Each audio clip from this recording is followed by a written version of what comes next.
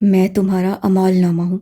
मेरी स्याही देखो, क्या अब भी यकीन नहीं आया? वो लंबा चौड़ा सराबा आज पहली मर्तबा बोला था। उसका एक बूट अब भी मेहदी की कमर पे था। उससे उठने की कोशिश की तो इस बार फिर बूट वाले शख्स ने एक ज़रब रसीद की थी। मेहदी बिलबिला कर रह गया। उसकी ज़रब कारी थी। मेरे अमालनामों में कोई स्याही नहीं। गहरे तकलीफ दे सांसों के दरमियान वो बामुश्किल बोला था। तुमने गलत आदमी चुन लिया है। वो तकलीफ से बदिक्कत बोल पा रहा था। कोहरे पन्ने तो बस फरिश्तों के अमालों में होते हैं, मेहदी कबीर। क्या तुम खुद को फरिश्ता समझ रहे हो? उसकी आवाज़ में सफाकी थी। मेहदी का दिल डूब कर उभरा था। चंद लम्हे वो यूं ही बड़े बड़े गहरी गहरी सांसें लेता रहा। उसके सर पे खड़े शख्स ने अब के शायद गन लोड की थी। क्लिक की आवाज़। जिस तरह गैस गंभीर के लिए आवाज़ें खौफ थीं, उसी तरह मेहदी के लिए आवाज़ें ट्रिगर थीं। उसे आवाज़ें हाल में ले आती थीं। बिजली की रफ्तार से उससे अपने ऊपर खड़े सरापे की टांग को खींचकर उसे नीचे गिराया था और उससे दुगनी रफ्तार से खुद उठ खड़ा हुआ। स्याह लिबास वाला आदमी उससे ज़्यादा तेज था। वो गिरते साथ ही उठ भी खड़ा हुआ था। यूं लगता था जैसे वो कोई एथलीट हो। इस वक्त वो दोनों एक दूसरे के आमने सामने खड़े थे। स्याही में डूबे आदमी के हाथ में गन थी, जिसकी नाल सीधा मेहदी के दिल का निशाना लिए हुए थी। मेहदी बगैर पलक झपकाए उसे देख रहा था। उसी लम्हे एक जोरदार लात मेहदी के सीने की सारी हड्डियों को गोया चूरा कर गई। जमीन पे गिरा, मारे तकलीफ के वो करा रहा था। मेरे अमालों में ऐसी कोई स्याही नहीं है जिसकी बिना पर तुम्हें यहाँ आना पड़े। वो बावर करवा रहा था। सीने में दर्द हो रहा था। वो करा रहा था। आहिस्ते से वो उठने की कोशिश करने लगा। कोरे हिमाल नामे फरिश्तों के होते हैं। स्याह शख्स की सफाक तंस स्याही में डूबे आदमी ने उसे खड़ा होने दिया। जो इंसान अपनी इस्लाह करके दुरुस्त रास्ते पे आ जाए, उनके मालनामे भी कोरा कागज़ बन जाते हैं। मैं उन इंसानों में से हूँ। मुझे बताओ तुम कौन हो? मेहदी की नज़रें मुख्तात थीं। उसके हाथ खाली थे, दिमाग नहीं। जब इंसान हताकार बन जाए और फिर माफ़ी मांग ले तो खुदा माफ़ कर देता है, बंदे नहीं। मैं आज भी तुम्हें उतना ही गुनाहगार समझता हूँ। उससे कहते साथ एक जोरदार लात मेहदी की सीने पर रसीद की थी। वो मजबूत जिसामत का मर्द गिरा नहीं, लेकिन दोहरा ज़रूर हो गया। घुटनों पे हाथ रखे वो दर्द की शिद्दत से नीचे झुका था। जब उसे अपनी गर्दन पे पिस्तौल की ठंडी नाल महसूस हुई, उसे अपना सांस रुकता महसूस हुआ था। उसको अंधेरे में मोटी मोटी जंजीरों और तारीक किले में उसे मार दिया जाएगा। क्या वाकई? लम्हे भारी सांसों की तरह बीते और उसी पहर, उसी लम्हे, उसी पल, उस फाड़ खाने वाले अंधेर में कोई आया था, बगैर चाप पैदा किए, बगैर सांस लिए। उससे हाथ में पकड़ा कैमरा उस स्याही में डूबे शख्स के माथे पे दे मारा। पिस्तौल छूटकर नीचे गिर पड़ी। उसके हक में खड़ी सीनिया हाकिम ने एक बार फिर उसी कुव्वत से कैमरा उसके मुंह पे दे मारा था। दर्द, तकलीफ, सहम। आदमी बिलबिला उठा था। अब की सीनियर ने उसे संभलने का मौका दिए बगैर कैमरा उसकी पीठ पे दे मारा था। मेहदी अब भी शौक था। जमीन पे बैठा वो फटी फटी आंखों से सीनिया को किसी वहशी जानवर की तरह कैमरा उठा उठा कर मार रही थी। पिस्तौल की ठंडी नाल अब भी उसे अपनी गर्दन पे महसूस हो रही थी। आदमी अब नीचे गिर पड़ा था। उसके सिर से खून बह निकला था, लेकिन वो अब भी बेतासुर चेहरे के साथ धड़ाधड़ कैमरे का वार किए जा रही थी। वो मसम्मत नहीं कर रहा था, या शायद मौका ही नहीं मिल रहा था। बस करो, वो मर जाएगा। दीदी की हल्की आवाज़ कैमरे की सर्प की आवाज़ से दब गई। मेहमान पे हाथ उठाया? हाँ, मेहमान पे हाथ उठाया। वो पहली बार हो रही थी। उसकी आवाज़ उसके लहजे में ऐसी काट थी कि पल भर को कोई भी थम जाए।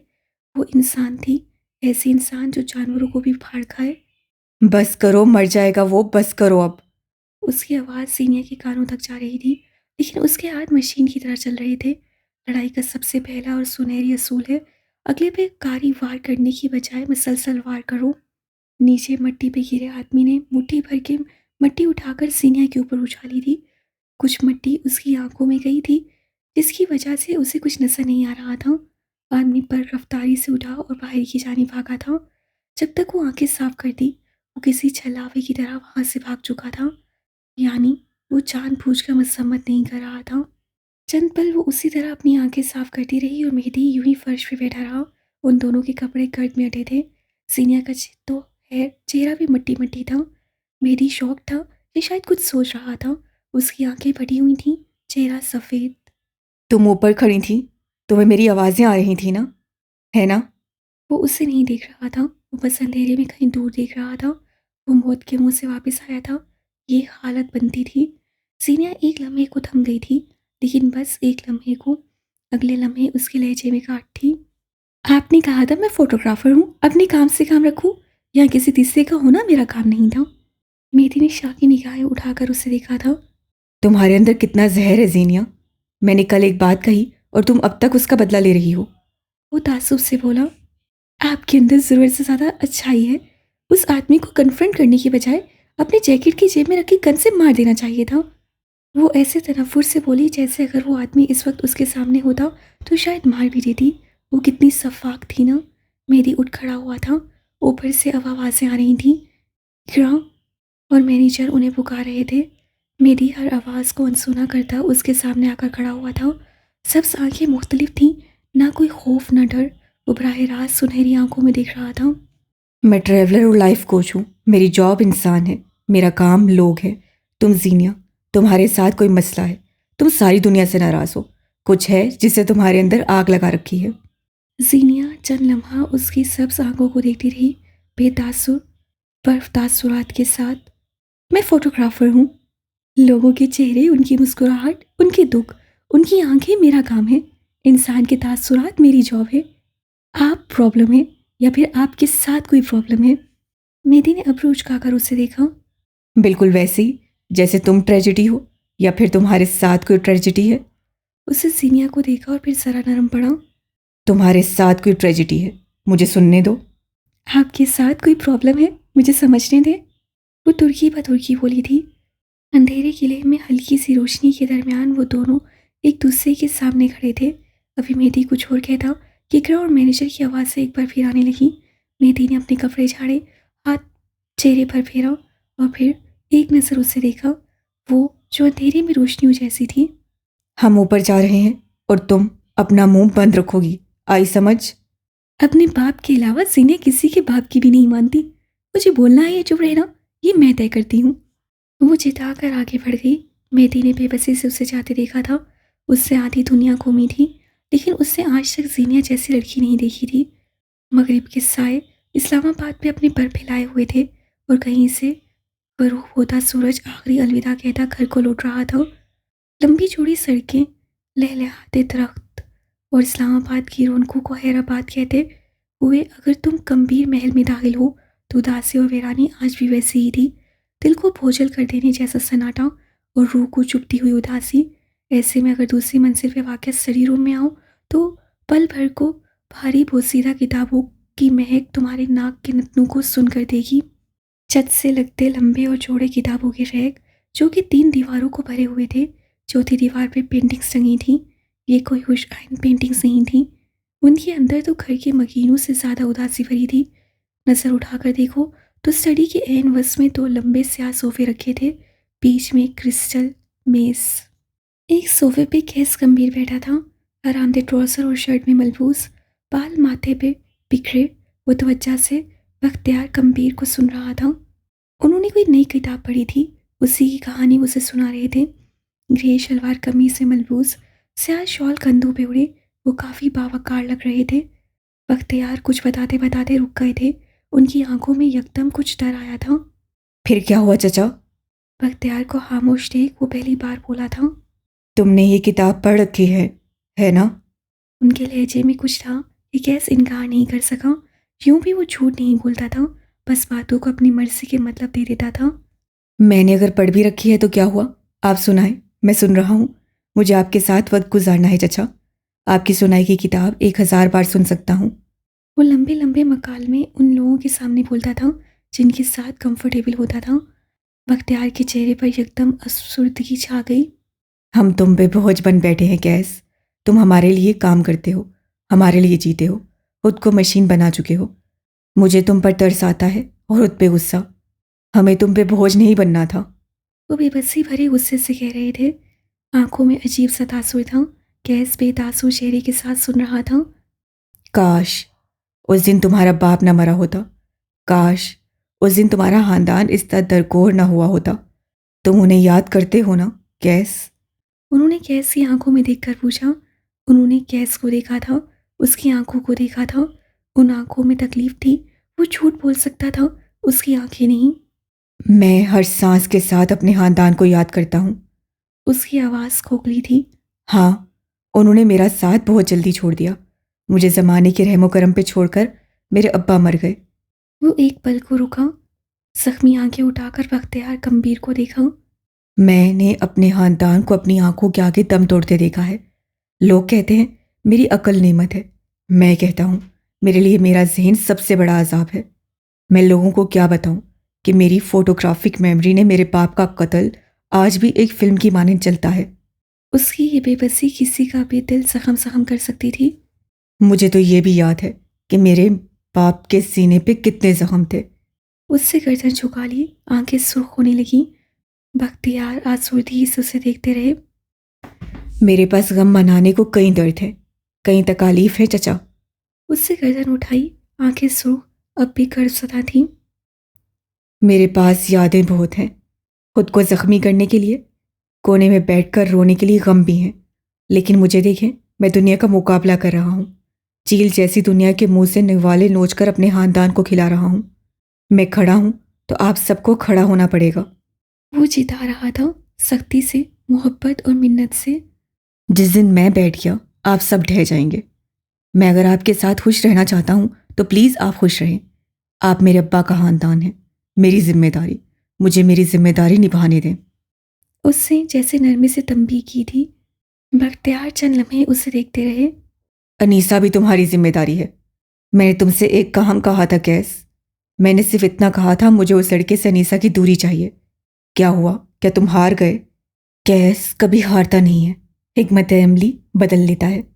औरत को धलासे और खोखले लफ्ज फैसिनेट करते हैं। एक बार उसे लफ्जों के सहारे खड़ा कर दो, फिर चाहे दोनों हाथों से कबर में धक्का दे दो, वो कुछ नहीं कहती। मैंने उसे अल्फाज दिए हैं, उसे खड़ा होने दे, मैं अपने हाथों से गिराऊंगा उसे। किस मान और यकीन से कह रहा था, और बख्तियार को उस पर यकीन आने लगा। वो फीका सा मुस्कुरा दिए। कैस भी हल्का सा मुस्कुराया। मैं आज सुबह गवादर जा रहा हूँ, मेहदी को साथ लाऊंगा। कैसे ऐलान किया। बख्तियार आगे खो गए, आंखों में तफक्कुर धर आया। लेकिन मेहदी तो कल आ रहा है ना, उसकी बात हुई थी मुझसे।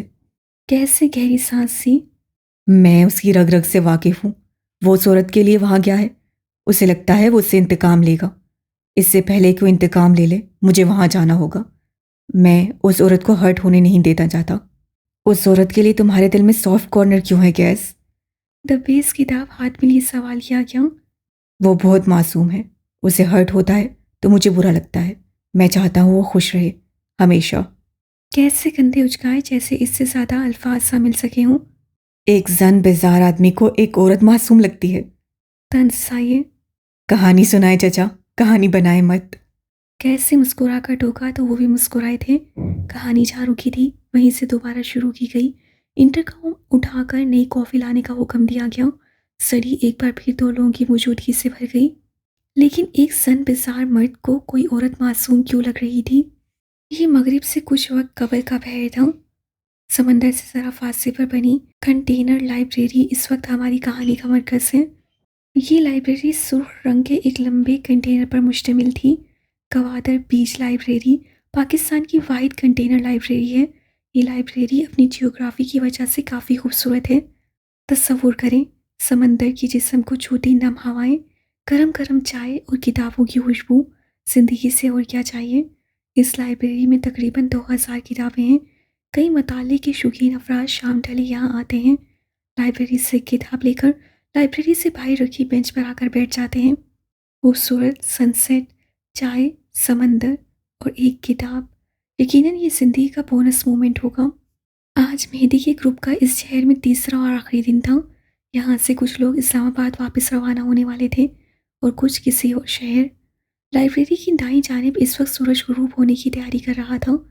समंदर की लहरों पे जब ये नारंगी रोशनी पड़ती थी तो समंदर की खूबसूरती को चार चांद लग जाते थे। यहाँ से गवादर का सबसे हसीन गुरूब आफ्ताब का मंजर दिखाई देता था। लहरों के आंख में डूबता हुआ सूरज। जीनिया हाकिम इस वक्त अपना तमाम काम कर चुकी थी। ये उसकी रवानगी का वक्त था। आज के बाद वो उन लोगों से नहीं मिलेगी। आज के बाद ये सब सांखें, ये बदतमीज़ बिगड़े अमीर बच्चे, वो उनको नहीं देखेगी। बस ये बशर आ जाए तो यहाँ से निकले। वो लाइब्रेरी से जरा फासले में बनी एक संगी बेंच पे बैठी थी जिसके ऊपर झोंपड़ी नुमा संगीत साया बना था। चंद पल बैठी वो अपने कैमरे से ली गई तस्वीर देखती रही। उसी लम्हे उसे महसूस हुआ कोई उसके सामने आकर बैठा है। वो जानती थी ये मैनर्ड इंसान कौन होगा, वो जिससे उसके साथ बैठने की बजाय सामने वाली जगह मुंतहिब की थी। सीनिया गर्दन झुकाए अपना काम करती रही। मैंने उस दिन जो कहा उसके लिए मुझे माफ़ कर दो, मुझे ऐसा नहीं कहना चाहिए था। उससे बगैर तमीद के बात कह दी। मैंने अपने अंदर से बुरा मानने वाला सेल निकाल दिया है, आपको माजरत की ज़रूरत नहीं। यूँ लगता था वो एक रोबोट हो, बेतासुर लहजा अगले इंसान का खून खोला सकता था। सूरज आज भी सीनिया के अक में था और मेहदी आज भी उसकी आंखों के अक में डूबा था। सूरज देख रहा था। तुम इस्लामाबाद आ जाओ। उससे गिला तर्क करके कहा था। उसकी पेशकश पे चंद लम्हे वो कुछ बोल नहीं सकी। और मैं वहाँ आकर क्या करूँगी? उससे गर्दन नहीं उठाई। शौक, हाँ उसे शौक लगा था। पढ़ना, अपनी तालीम मुकम्मल करना, ज़िंदगी में कुछ बनकर दिखाना। क्या सारी ज़िंदगी यहाँ तस्वीर खींचते हुए गुजार दोगी? सीनिया ने आहिस्ते से गर्दन उठाकर उसे देखा था। उसकी आंखें सवाल करती थीं। बोलने की उससे बहुत कम सूरत पेश आती थी। मेहदी ने कहना जारी रखा। मेरी एक दोस्त है, दोस्त तो नहीं कह सकते, 55 साल की औरत है। इस्लामाबाद में उनकी एक एकेडमी है। हर साल कई लड़के लड़कियों को CSS और PCS की तैयारी करवाती हैं। इस साल किसी अमीर बूढ़े ने उन्हें 10 स्कॉलरशिप्स देने का वादा किया है। यानी ये एकेडमी आपकी दोस्त की और उन 10 बच्चों को फंड करने वाला वो अमीर बूढ़ा होगा। आगे? सीनिया ने फौरन से उसकी बात काटी थी। आंखों में ढेर सारी उम्मीदें रोशन हुई थी। बेटी बस उसे देख कर रह गया। तो ये कि वो उन स्कॉलरशिप्स को ऐसे बच्चों को देना चाहती हैं जो बेहद गरीब और डिजर्विंग हो। 8 स्कॉलरशिप्स हकदारों को मिल गई हैं, बाकी 2 रहती हैं। तुम्हें एक ऑनलाइन टेस्ट देना होगा और उसके बाद वो तुम्हें स्कॉलरशिप मिल सकती है। मैं तुम्हारे लिए उनसे बस इतनी बात कर सकता हूँ कि वो एक बार तुम्हारा टेस्ट ले लें। अगर तुम कहो तो बात करूँ। आप मेरे लिए इतना सब क्यों करेंगे? और आपको क्या पता मैं डिजर्विंग हूँ भी कि नहीं? अब के मेहदी मुस्कुराया था।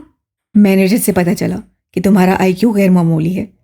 आज तक तुम हर क्लास में टॉप करती रही हो और तुम्हारा ख्वाब है एक आला होता। मैं तुम्हें बस एक फेवर दे रहा हूँ। कल तुमने मेरी जान बचाई थी।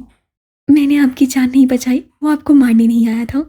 सीनिया ने फौरन से पहले उसकी बात काटी थी। मेहदी की आंखों में थकन उतरी थी। फिर वो क्यों आता है? सीनिया ने उससे गौर से देखा। आता है इसका मतलब है वो कई बार आ चुका है। इसका मतलब है आप वाकई प्रॉब्लम है। या फिर मैं प्रॉब्लम में हूँ? मेहदी ने सजाया सा झटका था। है, तुम्हारा नंबर मेरे पास है। आज रात मेरी दोस्त सुमाई कॉल करेंगी, बात कर लेना, टेस्ट भी दे देना और फिर इस्लामाबाद आना। तुम्हारे जैसे लोगों की ज़रूरत है मेरे शहर को। वो उठ खड़ा हुआ था। सीनिया के चेहरे से नसें डाली। अब उसके अक में कोई सूरज नहीं था। हर सो अंधेरा छाने लगा था। बस एक वो फिरोजे की लूम थी जो चमक रही थी। मेरी ने जाने को कदम मोड़े, फिर पल को रुका। वैसे तुम इतनी जहरीली नहीं हो जितनी लगती थी। लेकिन आप मुझे आज भी उतने ही वीडियो लगते हैं। वो कुछ नहीं बोला, बस मुस्कुराते पलट गया था। सीनिया कई लम्हे उससे जाता हुआ देखती रही। ये आदमी इस स्यारे का नहीं है, उससे इतराफ़ किया था।